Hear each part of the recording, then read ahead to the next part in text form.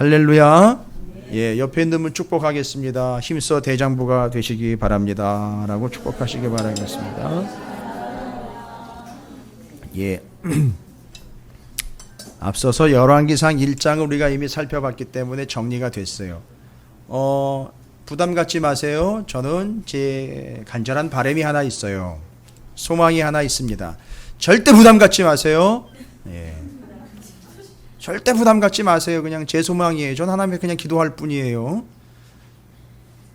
제가 하나님의 말씀을 전하는 선지자로 나단과 같은 역할을 저는 감당하겠노라 라는 자원하는 마음이 있습니다. 여러분이 어떻게 보시든 그건 상관이 없어요. 저는 하나님과의 관계에 있어서 저는 그걸 전해야 한다라고 믿기 때문에. 근데 한 가지 바람은 뭐냐 하면 그 말씀을 전하고 나면 여러분 얘기도 아닐 수도 있어요. 너무 부담 갖지 마세요. 예.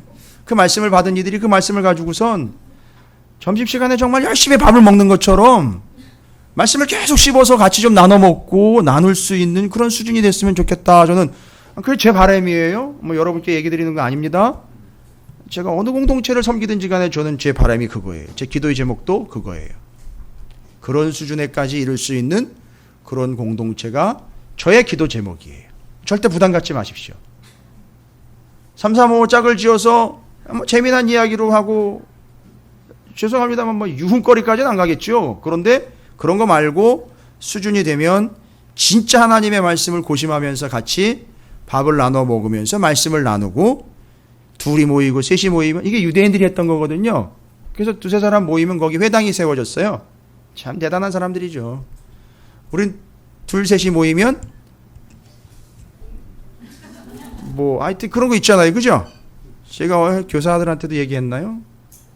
누가 잠깐 얘기했는데 식사 때 잠깐 얘기를 나눈 것 같은데 이스라엘 백성들에게 이 광야 40년이 참 고통스러운 40년이었는데 정확하게 이야기하면 2년은 머물러 있었죠. 40년 동안에 2년 횟수로 하면 2년은 머물러 있었잖아요. 어디예요? 시내산 밑에서 머물러 있었고 실제로 이렇게 방황하면서 돌았던 소위 말하면 이제 하나님이 좀 굴리셨던 그런 시간 한 38년이에요. 그죠? 38년. 그래서 이스라엘 사람들한테 38년은 너무너무 힘든 숫자예요. 죽음과 고통과 환란을 의미해요. 이 38. 그래서 38이라는 숫자는요.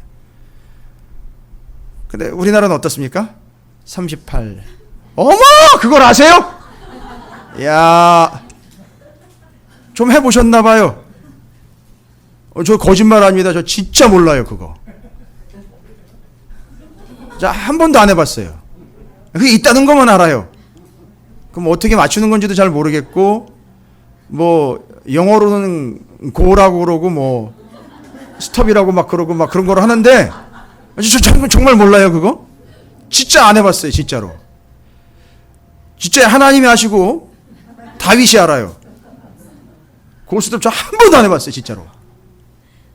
아니, 자랑이 아니라, 저는 거기에 재미를 못 느꼈어요. 그래요? 그렇구나.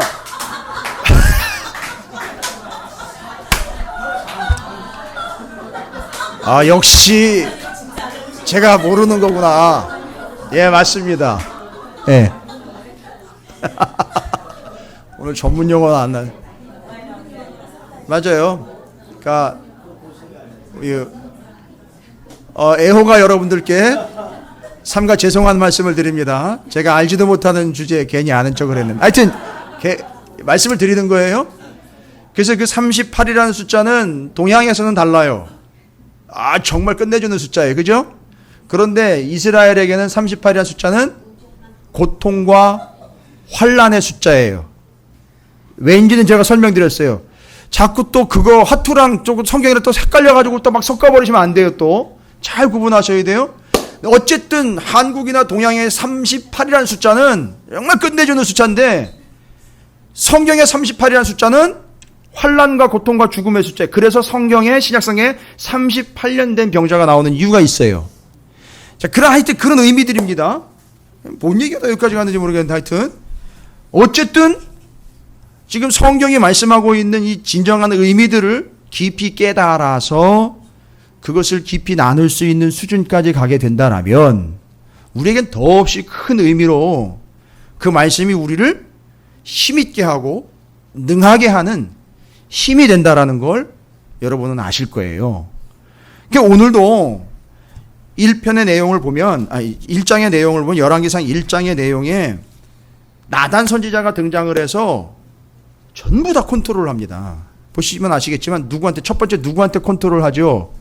밧세바한테 컨트롤 해가지고 밧세바가 왕 앞에 들어가가지고 이야기하는 게 가만히 보니까 밧세바가 자기의 생각도 이야기하는 것 같지만 모든 내용들을 다 나단이 컨트롤 했어요. 이건 주도 면밀함이 아니라 나단은 명확한 근거를 가지고 이렇게 얘기를 하는 거예요. 당신 들어가도 문제 없다 이거예요. 내가 들어가도 문제 없지만 순서라는 게 있고 정리해야 되는 원칙이라는 게 있으니까 당신 들어가십시오. 그런데 내가 할 말을 주겠습니다 했는데 얘기를 딱 들어보니까 하나님께서 이미 누구를 세웠다는 거죠?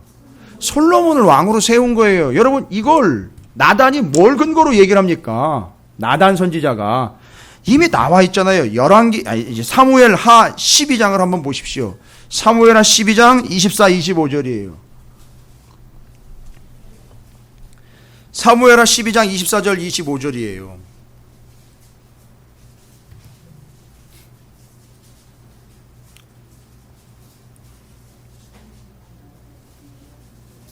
찾으셨나요?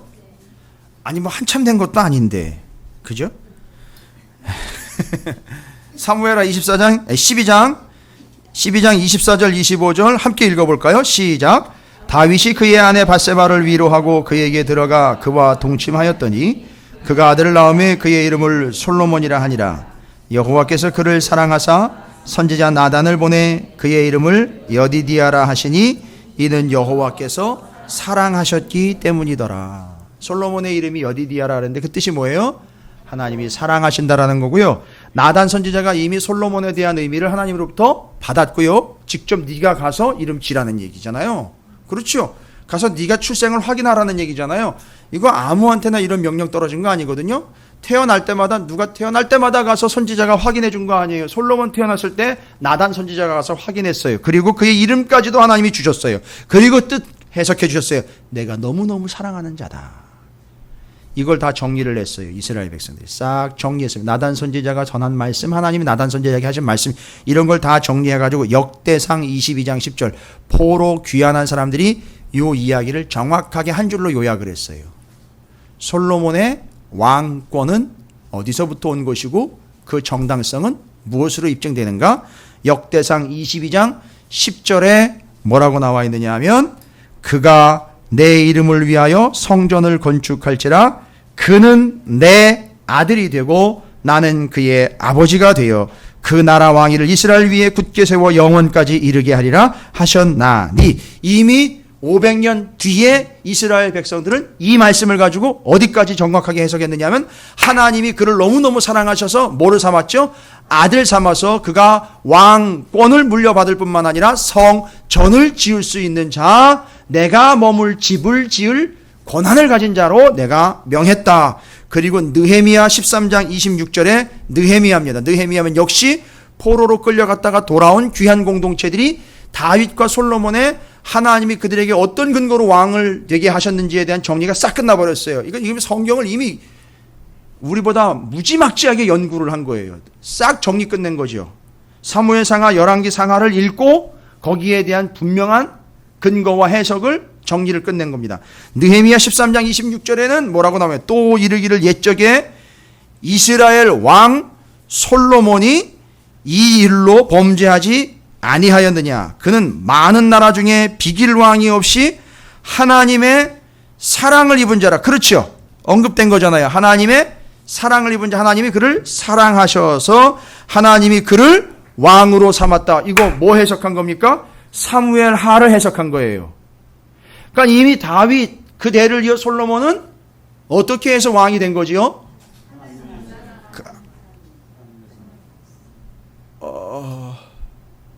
그렇죠.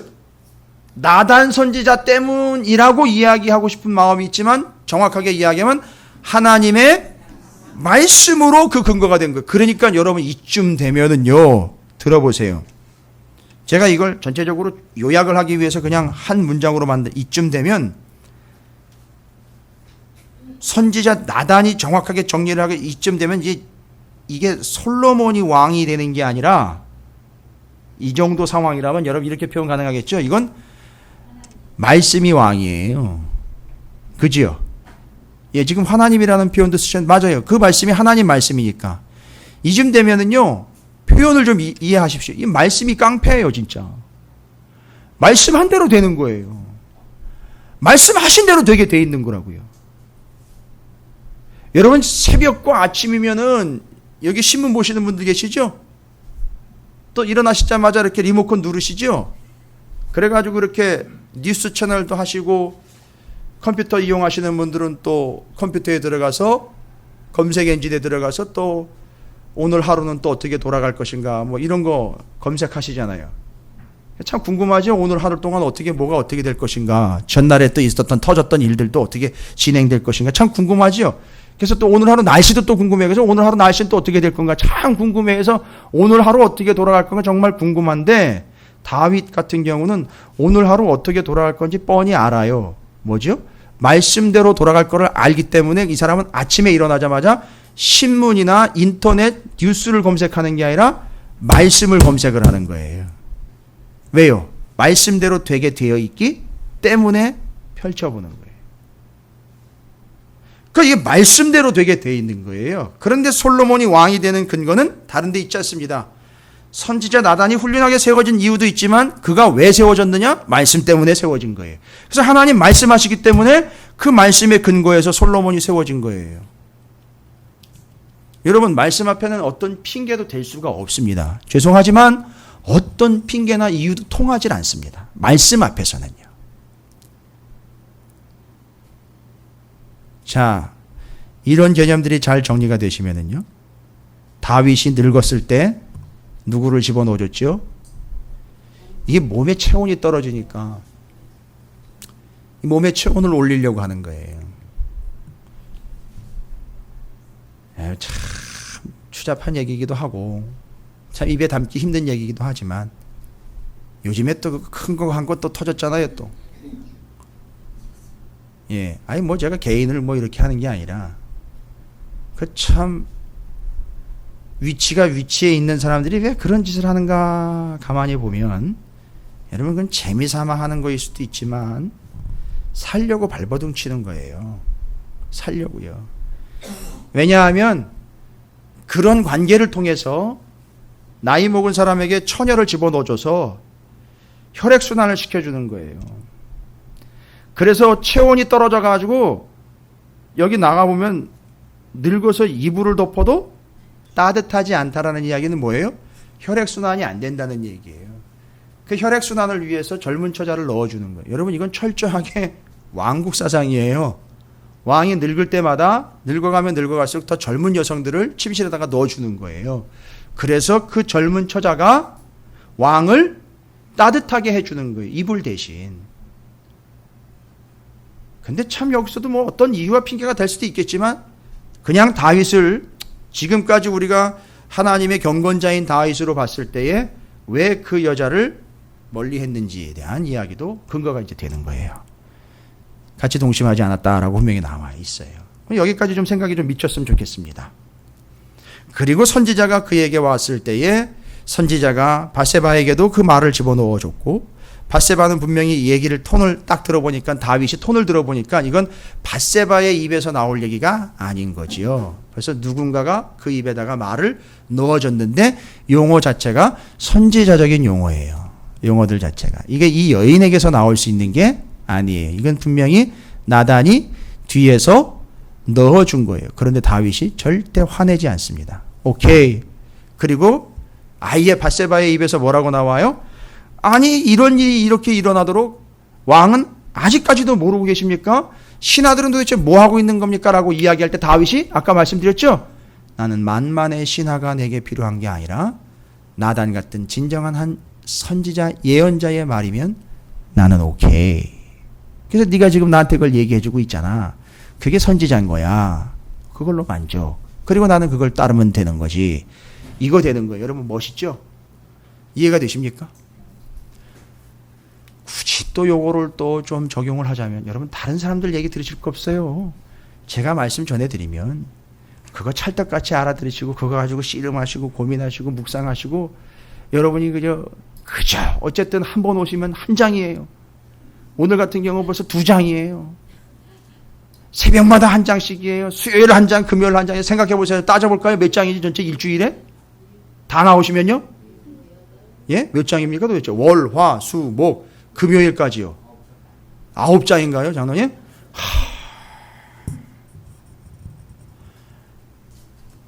여러분, 이게 9장이라는 게 보통 이 숫자가 아닙니다. 그 9장에 나라가 막 올라갔다 내려갔다 하고요. 왕이 몇 번씩 막 바뀌어요. 그 말씀 가지고 충분하다는 거예요. 그러니까 그거 붙잡겠다는 얘기거든요. 다윗, 솔로몬. 그걸 아들내미 다윗한테 유언으로 남겨줘요. 와, 멋있는 유언. 여러분, 요거 열왕기상 2장 여러분이 좀 연습하시기 바랍니다. 뭐 웰다잉 뭐 이런 거 있는데 여러분 웰다잉은 뭐예요? 자기가 잘 죽는 거요? 아니, 저는 제대로 죽어야 된다고 봐요. 제대로요. 여러분 이게 지금 웰다잉 문제를 넘어서요. 제대로 죽는 거예요, 정말. 제대로 죽는 걸 이야기하고 있어요. 아, 멋있게 죽는 거죠. 2장 시작되면서 다윗이 죽을 날이 임박함에 그의 아들 솔로몬에게 명령하여 이르되 뭐라고 얘기합니까? 내가 이제 세상 모든 사람이 가는 길로 가게 되었네. 야, 멋있잖아요, 여러분? 에이, 저만 멋있나요? 그래요, 한번 오래 살아보세요. 예.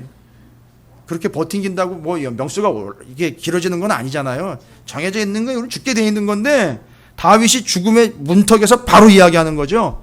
내가 다른 사람들 다 가는 길로 가게 되었다. 와, 이거 터득한 거, 뭐 득도한 것 같아 이 사람. 다 사람들 가는 길로 내가 이제 가게 되었는데 그 길에서 내가 한마디만 할게 했는데 너는 힘써 대장부가 되라. 힘써 대장부가 되라는 거예요. 이거 실은 어제 여름성경학교 개회 예배 때 애들에게 전한 말씀. 우리 아이들한테요. 지금 애들 불러다가 한번 얘기해 볼까요? 뭔 얘기인지? 다 알고 있어요, 애들. 또 애들도 아는데 또 어른들이 모르면 안 되잖아요. 그죠? 이걸 또 오해하고 있는 본문이기도 해요. 힘써 대장부가 되는 게 대장부 때문에 또 이게 말이 참 오해가 많이 되는 거예요. 대장부라는 말은요. 본문의 원문대로 이야기하면 그냥 사람이라는 얘기예요. 사람. 근데 무슨 사람이냐 하면 제대로 된 사람, 건강한 사람, 튼튼한 사람. 이런 얘기예요. 대장부가 칼자루를 막 배틀자 같은 칼자루를 막 휘두르는 골리앗과 그의 형제들과 같은 그런 거인족 이런 얘기하는 게 아니고 대장부라는 말은 정말 튼튼하고 건강하고 사람다운 사람이라는 얘기예요. 여기 대장부라는 얘기는요. 근데 그 대장부, 사람다운 사람, 튼튼한 사람, 건강한 사람은 어떻게 되는 거죠? 본문에 나와 있어요. 2장 2절에 대장부가 되는 방법이에요. 딱 한 단어로 나와 있잖아요. 예? 대장부 앞에 있잖아요. 예? 아, 2장에서 나와 있죠. 2장에서. 예? 힘써야 되는 거예요. 힘써 건강한 사람, 제대로 된 사람, 온전한 사람 되라는 얘기예요. 이게 지금 대장부의 의미를 여러분께서 오해하셨다라면 다시 바로 잡으십시오. 근데 그게 대장부 같다는 거예요. 정말 어떤 힘센 사람보다도 강력한 사람이 된다는 거예요. 이 사람이요. 아니 평범한 사람이에요.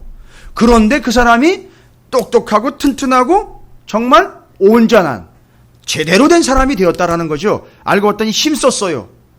그러니까 대장부가 되려면 온전한 사람이 되려면 뭐가 필요하다는 거죠? 힘이 필요한 거예요. 그러니까 될 때도 힘이 필요한 거지만 되고 난 다음에도 이 사람에게는 힘이 생기는 거예요. 이거 이해가 되십니까? 될 때 힘이 필요하지만 되고 난 다음에도 힘이 생겨요. 이 사람은요. 온전한 사람, 튼튼한 사람, 건강한 사람으로서. 그런데 그 힘쓴다라는 말이 애쓴다라는 게 아니라 바로 따라와요. 3절에. 힘쓴다라는 건요. 뭘로 힘을 삼고 뭐가 힘이 되는지에 대한 얘기를 뒤에 나와 있어요. 뭐죠? 내 하나님 여호와의 명령을 지켜 그 길로 행하여 그 법률과 계명과 율례와 증거를 모세의 율법에 기록된 대로 지키라는 거. 네 멋대로 지키지 말고 기록된 대로 지켜라. 그리하면 내가 무엇을 하든지 어디로 가든지 형통할지라. 여러분 형통 오해하시면 안 된다 그랬죠. 하는 것마다 다 잘 되는 게 아니라 어떤 난관이 있어도 그걸 그렇죠. 관통하고 뚫고 나갈 수 있는 능력이 생긴다는 거죠. 그게 어디로부터 왔다는 거죠? 그 율법을 계명과 규례를 지키고 또 지키는 것, 그것을 통해서 관통하는 능력이 생기는 그 사람이 바로 뭐라는 거죠? 대장부라는 거예요.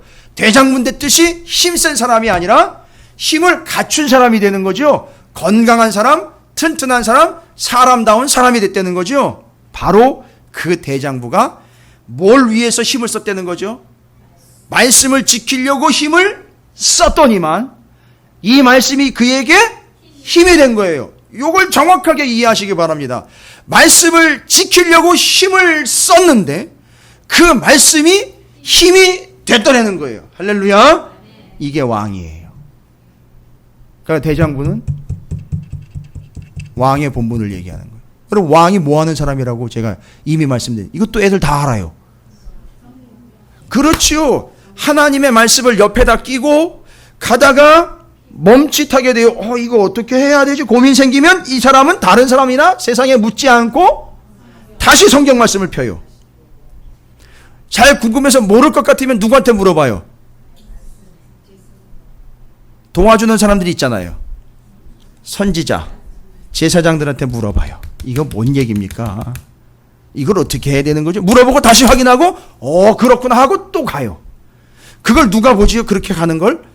백성들이 봐요. 그럼 백성들이 뭐라고 얘기를 합니까? 우리 왕은 지멋대로야. 우리 왕은 다른 나라의 왕을 따라가고 있어. 따라쟁이야. 우리나라 왕은 맨날 신하들이 쑥덕쑥덕 되면 거기 휘둘려가지고 신하들 하자는 대로만 하고 있어가 아니라 이 다윗왕을 보니까 신하들이 뭐라고 얘기를 해요? 저 사람은 맨날 하나님 말씀만 가지고 파고다니만 말씀대로만 해. 그래서 신하들이 없었던 거예요, 옆에. 뭔 얘기인지 아시겠어요? 아까 바세바가 뭐라 그랬어요? 아니 도대체 신하들은 뭐하고 있길래 이런 일이 벌어지는데도 모르고 있습니까? 이게 그 주변에 신하들이 없었던 게 배신하고 갔다는 게 아니라 이놈의 신하들은 자기들이 할 게 없다는 거예요. 왜요? 뭐 하니까?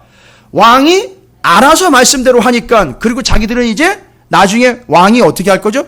부를 거예요. 어이 뭐요? 이러면 그럼 아예 말씀대로 하라고요? 알겠습니다. 그럼 가는 거예요. 뭐 회의해가지고서 이건 어떻게 할까 저렇게 할까 이런 거 아니고 말씀대로 왕이 분명히 이렇게 분명하게 말씀했고 왕이 직접 보여주고 있어요. 그러니까 모여가지고 회의를 할 필요가 없는 거예요. 그냥 왕이 움직이면 움직이는 대로 따라하면 되는 거죠. 이해가 되십니까? 여러분 이게 다윗 왕국이었었어요.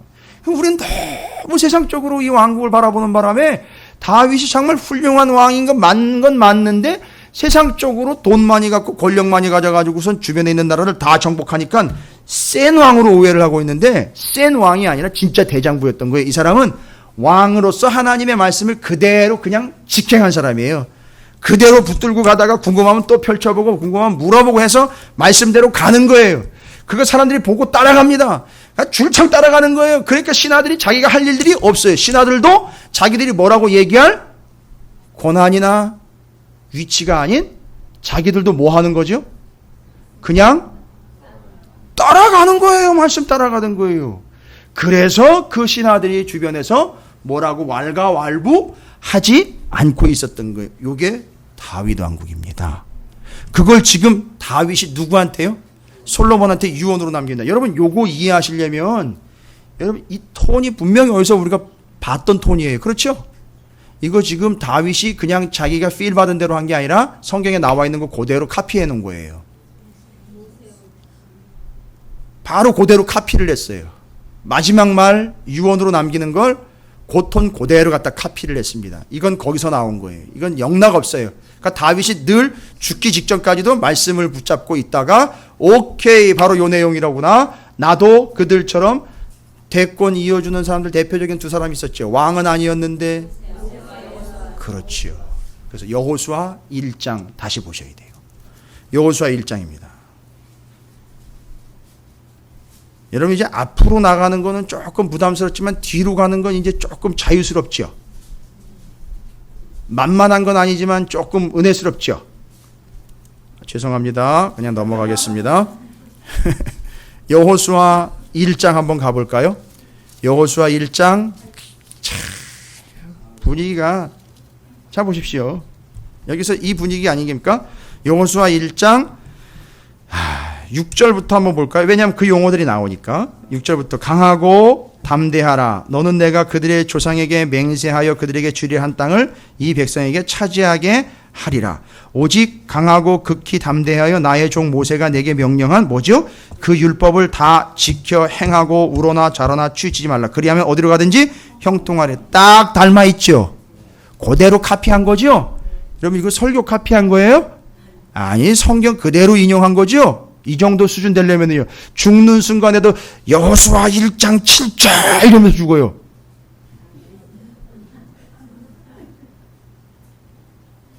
그때 자식들은 뭔 얘기인지 몰라. 아우 아버지 좀 알아듣게 얘기해서 여호수아 1장 7절 이러면서 죽는 거예요. 야 성경책 가져와봐. 그저서야 펼쳐보고 그게 뭔 얘기인지 이제 알아먹는 거죠. 대단한 수준이죠. 그런데 그걸 누가 알아먹게 되는 거죠? 솔로몬이 알아먹는 거예요. 그러니까 솔로몬도 지금 현재 말씀을 붙잡고 있다는 거예요. 아직까지는. 왜냐하면 아버지가 그랬으니까. 아버지가 정치요 그 통치를 해온 걸 보면 맨날 손에서 성경이 안 떠나간 거예요. 여러분 어려서부터 성경 알아는 사람 있죠. From infancy. 어려서부터 성경을 하네. 네가 어려서부터. 유대인들의 어려서부터는요. 5살 때부터요. 그 어려서부터 성경을 알았나니 바울이 디모데에게 한 얘기잖아요. 그런데 그게 바로 유대인들의 근거는 생각에 부모의 마음을 알 수 있는 나이. 몇 살? 5살. 왜요? 그때 뭐라고 튕긴다고요? 부모한테 뭐라고 얘기를 해요? 기저귀 딱 떼면서 기분 나쁘면 밥 안 먹어! 그죠? 그게 누구의 마음을 안 되는 거죠? 엄마의 마음. 그게 엄마의 마음을 후벼 팔 거라는 걸 아는 거예요, 이놈이. 그러니까 그걸 던져 놓는 거죠. 아우 나쁜 놈이에요. 정말 교활해요. 뭐 이렇게 얘기하고 끝내요? 아니죠. 마음을 안 되는 거잖아요. 부모의 마음을. 그러니까 부모의 마음을 알기 때문에 뭘 가르칠 수 있다.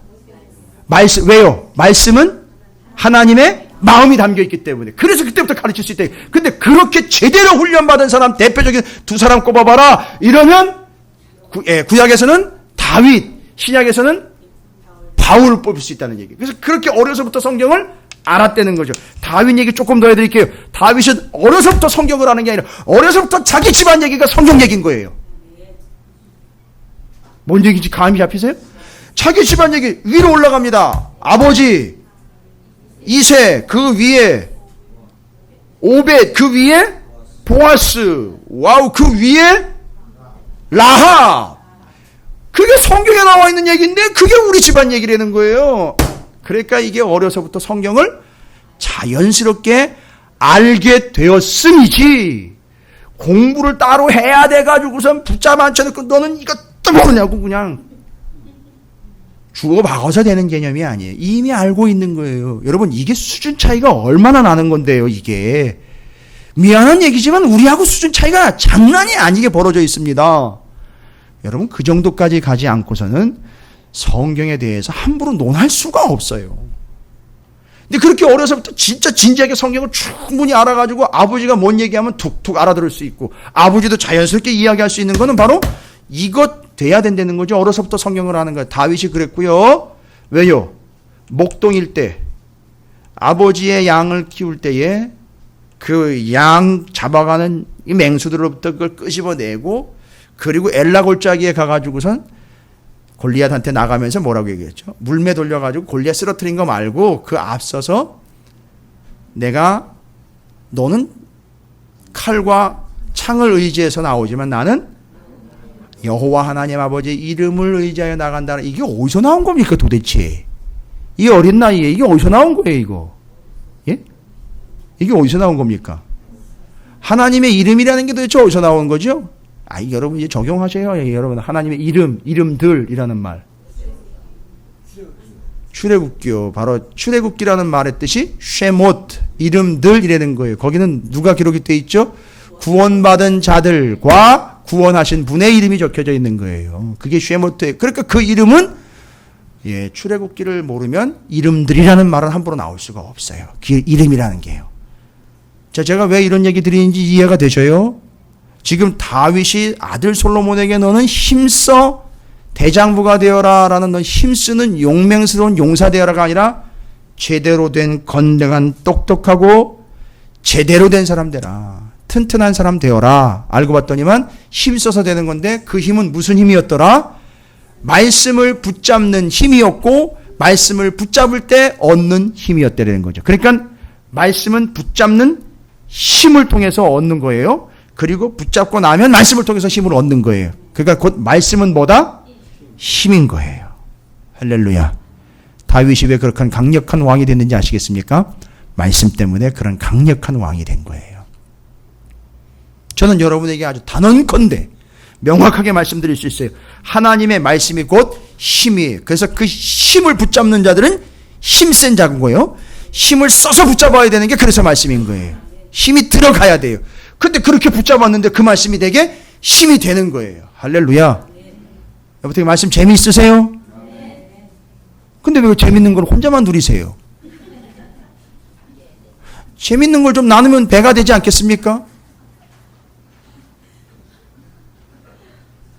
그래, 맞아요. 저는 그런 꿈이 있어요. 죽을 때까지 가져갈 꿈이에요. 사랑하는 하나님의 백성들이 그 말씀을 가지고 재미있게 나누면서 은혜스럽게 나누면서 더 큰 은혜를 낳는 힘센 대장부가 되는 것. 제 꿈이에요. 우리 성도들이. 자, 옆에 있는 분 축복하겠습니다. 당신은 정말 대장부입니다. 라고 축복하시기 바라겠습니다. 근데 어떻게 돼야 된다고요? 대장부는 힘 써야 돼요. 근데 그 힘은요, 이 힘이 아니라 말씀 그 자체가 힘이고, 그리고 말씀을 붙잡고 난 다음에도 그것 때문에 우리에겐 힘이 생기게 돼요. 여러분 생각해 보시죠. 신약성경에도 그렇고 구약성경에도 그렇고 말씀이 곧 힘과 능력이고 빛이고 등불이고 여러 얘기 나오잖아요. 그죠? 그걸 얘기하는 거예요. 여러분 제가 왜 이걸 강조하느냐 하면 그 뒤에 그 얘기 딱 남기고요. 여호수아 1장 7절부터 9절까지 하고 남기고 죽어요. 근데 그걸 아멘! 이러고 바꾸는, 잘 보세요. 다윗이 죽고 난 다음에 다 죽는 얘기만 남아요, 또. 예, 그죠? 재밌는, 이게 복선이에요. 다윗 죽었는데요. 다윗 딱 죽고 나니까 다윗의 대척점에 있었던 사람들 있잖아요. 그죠? 아도니아, 아비아달은 죽진 않지만 추방당해요. 그치요? 여러분, 아비아달, 그 다음에 시므이 처형돼요. 오, 이거 다 누가 한 거예요? 그러니까요, 봐세요. 뭐 죽였다라는 걸 이거 합리화하는 겁니까? 그게 아니라 이렇게 일을 말끔하고 깔끔하게 싹 정리하여 뒤에 뭐 뒤끝 하나 남기지 않게 싹 깨끗하고 깔끔하게 싹 정리를 해버려요. 여러분, 이게 바로 어떤 능력인 거죠? 말씀 때문에 뭐가 생긴 거죠? 힘이 생긴 거죠. 그 힘은 또 결국 여러분 아까 되어 있잖아요. 그렇게 되면 네가 어떻게 된다? 어떻게 대장부가 되라 그러면 그렇죠, 형통. 그 다음에 하나 더 있잖아요. 여호수아서에 의하면 강하고 담대하라. 그리고 형통할 것이다. 하나 더 있잖아요. 왜? 평탄할 것이다. 근데 그 평탄이라는 말은 형통이라는 거는 관통이라고 그랬고 뚫어내는 능력이라고 그랬죠. 평탄이라는 거는 평평한 얘기 아니라 분별력이라고 그랬죠. 선별력. 잘 보세요. 지금 솔로몬이 그런 추진력과 함께 관통 능력과 함께 뭐가 있어요? 그렇지, 이건 아니지, 이건 아니지, 이건 아니지, 뭐 그래요? 분별해낸 능력이 솔로몬에게 있어요.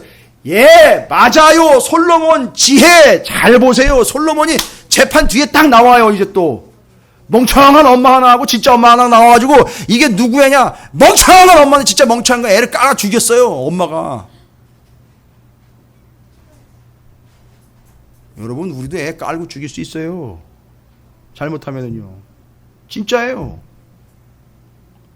하나밖에 없는 내 새끼 깔고 뭉개가지고 죽일 수 있다니까요.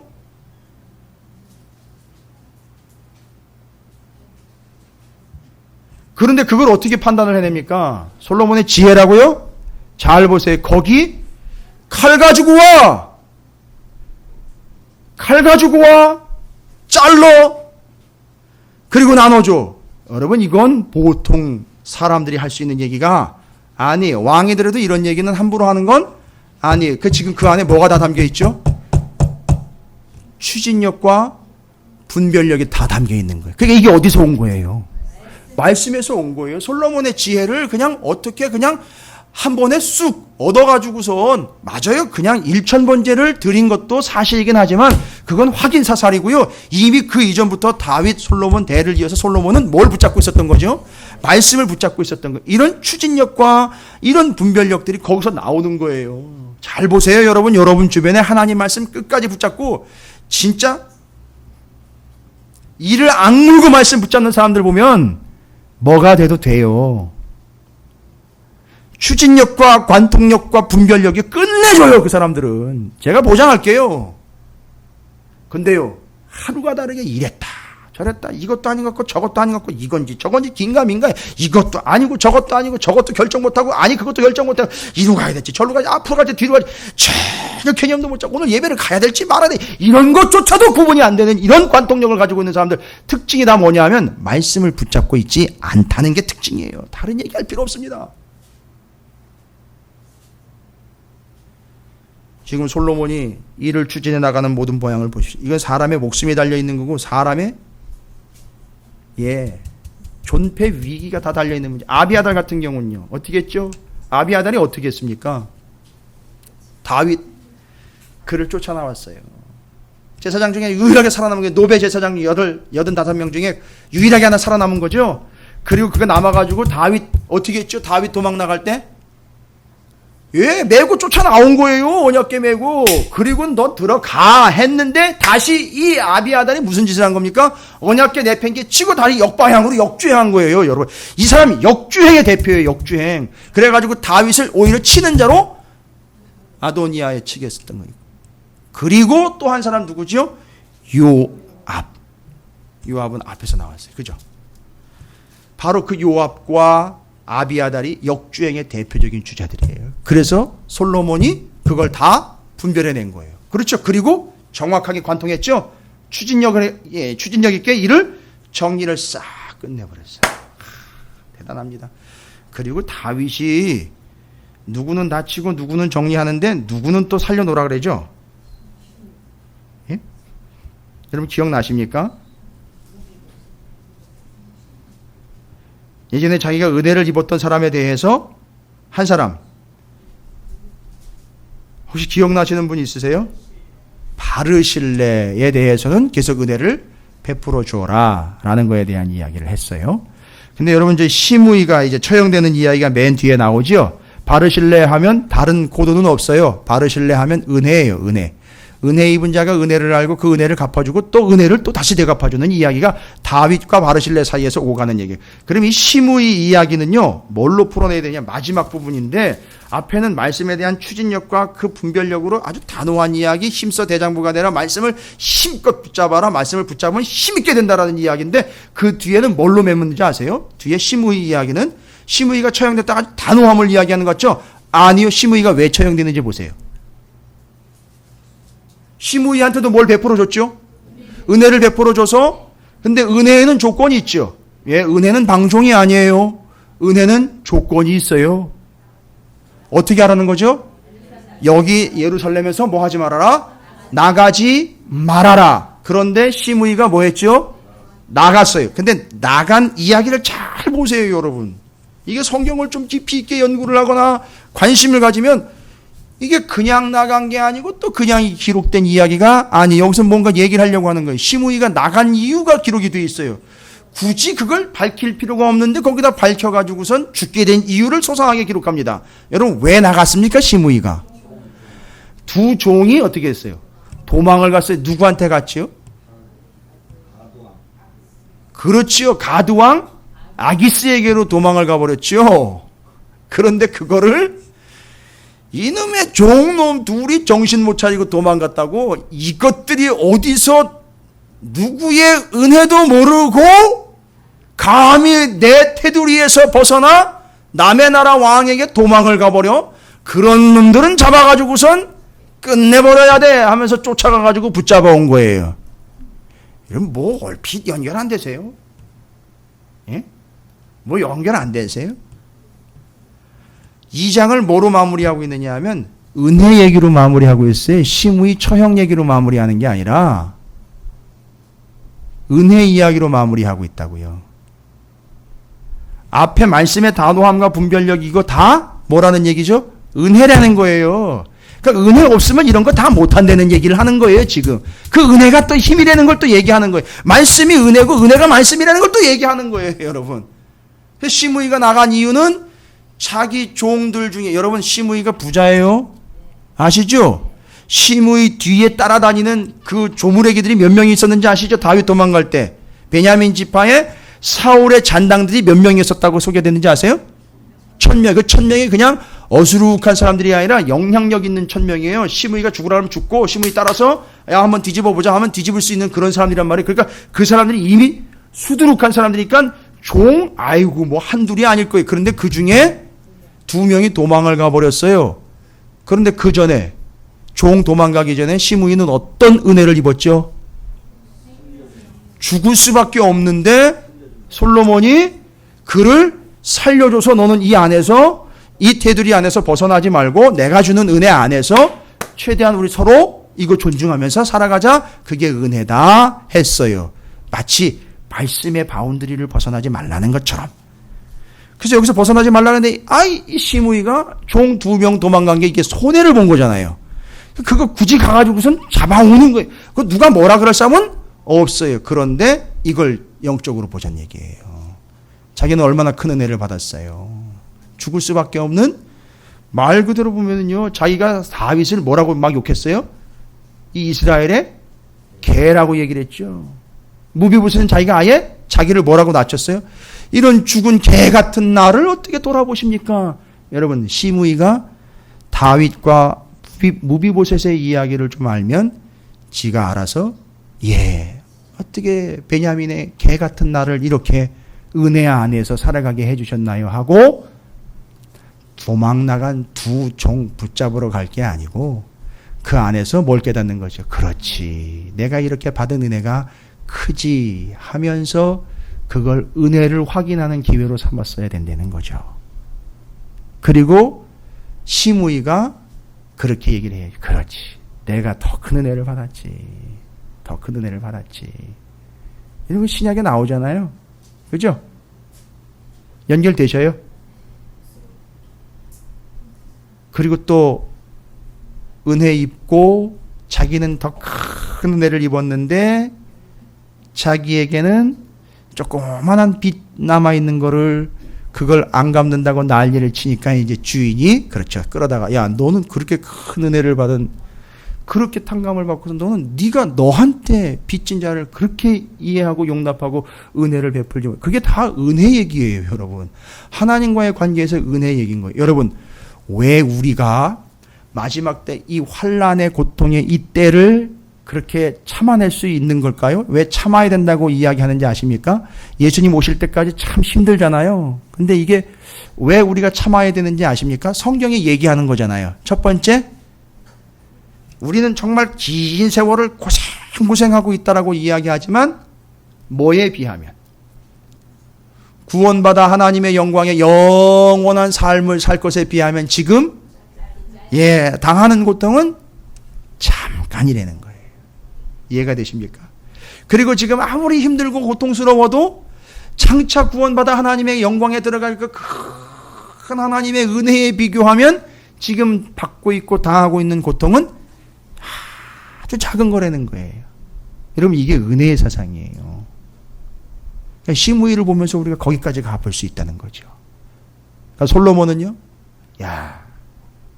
정말 능력껏 이걸 추진해가지고 분별해내는 그런 판단 능력, 잘라, 나눠줘, 이런 거에 그런 지혜로운 측면을 이야기하는 게 아니라 말씀과 은혜라는 걸로 열고 닫아서 말씀이 곧 은혜이고 은혜가 곧 말씀이다라는 게 증명되는 사람이에요.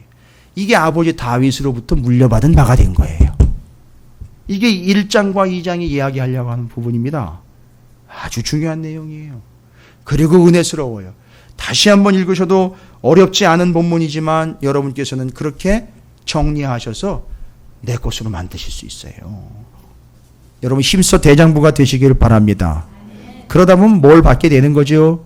힘을 받는데 힘의 결국은 뭐죠? 힘은 지배하고 때려 부수고 뭐 꺾는 내용이 아니라 은혜를 깨닫게 한다는 거예요. 그래서 그 힘을 어디에 쓰느냐 했더니만 그래 내가 받은 은혜가 그렇게 큰데 내가 너한테 뭐라 그러겠어. 그죠? 이거 다윗이 한 거잖아요. 다윗이 예전에 다 했어요 이거. 그리고 그런 말씀으로 그 하나님의 힘써 대장부가 된 그 사람이 바로 그들을 용납해 주고 받은 은혜를 잊지 않게 되는 거죠. 여러분 솔로몬이 말씀 놓는 순간 무슨 짓이 일어나는지 아시죠? 말씀 놓는 순간 은혜가 떨어집니다. 그리고 그 순간부터 어떤 일이 발생되죠? 주변에 있는 수많은 이방의 공주들이 들어옵니다. 그리고 패역하기 이를 데 없는 나락의 길로 접어드는 거예요. 왜일까요? 말씀을 놓는 순간 그렇게 돼버리는 거예요. 말씀을 놓는 순간이에요. 그리고 다시 말씀을 붙잡게 되지요. 나중에 죽는 순간에 자기 아버지의 마지막 모습이 떠오르는 거예요. 우리 아버지 돌아가실 때는 나한테 그런 얘기 힘써 대장부가 되라. 근데 나는 지금 힘 빠졌네. 놔버렸네. 맥 빠졌네. 그렇지. 다시 돌아가야지 하고 말씀을 다시 붙잡으면서 뭐가 탄생이 되죠? 전도서가 탄생이 되는 거예요. 요런 패턴과 흐름으로 가는 겁니다. 지금 성경이요. 재미있으십니까? 이해가 되셔요? 나누시기 바랍니다. 더 깊이 나누시고 더 은혜롭게 나누시면 여러분에게 더 큰 은혜가 되고 배가 되고 충만하게 될 줄로 믿습니다. 저에겐 꿈이 있습니다. 선포한 말씀을 성도들이 침을 튀겨가면서 서로 나누고 밥알이 튀어도 튀는 줄 모르고 상대방의 얼굴에 밥풀이 막 튀어도 할렐루야 하면서 말씀을 나누고 그렇게 은혜를 서로 나누는 그런 성도들 언젠가는 이루어질 하나님의 나라라고 저는 믿어요. 들을 게 있는 자들만 들으시기 바랍니다. 하나님은 그 입에 아예 말씀을 넣어줬다고 그래요. 할렐루야. 여러분께서 힘써 대장부가 되시기를 그리고 받은 바 은혜를 충만히 나누시기를 주님의 이름으로 축원을 드립니다. 그래서 아버지 다윗이 힘써 대장부가 되라는 이야기와 시므이의 처형 이야기를 통해서 은혜 받은 자가 어찌 은혜를 모르는 채로 은혜를 나누지 못하느냐 말씀과 은혜의 관계로 2장이 정리가 되는 겁니다. 오늘 1장 2장 다시 한번 집에 가셔서 5독 이상 하시면서 은혜를 다시 한번 되새겨 보시기를 힘써 대장부가 되시기를 주님의 이름으로 축복합니다. 옆에 있는 분 축복하겠습니다. 힘써 대장부가 되십시오 라고 축복하십시오. 힘이 좀 부족하십니까? 지난주 설교도 있고 지지난주 설교도 있습니다. 인터넷에. 더 부족하십니까? 제가 있습니다. 도움을 요청하시기 바라겠습니다. 여러분 결단합시다. 힘써 대장부가 되겠습니다. 그리고 은혜를 나누는 자가 되겠습니다 라고 오늘 다윗의 유언과 시므이의 처형 사건을 보면서 힘써 대장부가 되어 말씀을 붙잡은 자가 결국 그 은혜를 알고 나눌 수 있는 자리까지 갈 수 있다는 사실 여러분 결단하시고 소망하시길 바라겠습니다.